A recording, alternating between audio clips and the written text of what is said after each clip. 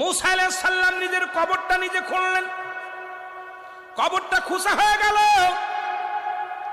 ফেরেশতারা ওই যে তিন বলতেছিলাম সাতজন জিনিস, সাতজন লোক কবর খুঁড়তেছিলেন, একজনও মানুষ নয়, সাতজনই হলো ফেরেশতা।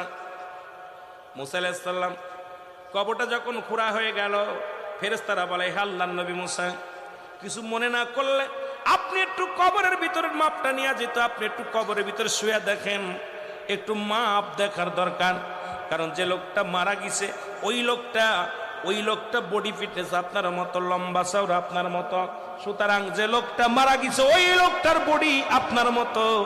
আপনি দয়া করে যদি একটু কবরের ভিতরে শুইতেন তাহলে মাপটা ঠিক করে নিয়ে যেত। জোরে জোরে চিল্লায় বলেন আল্লাহু আকবার। মুসা আলাইহিস সালাম নিজের কবরটা নিজে খুললেন। আমার ভাইয়েরা, এরপরে মুসা আলাইহিস সালাম কবরের ভিতরে যখন শুইলেন,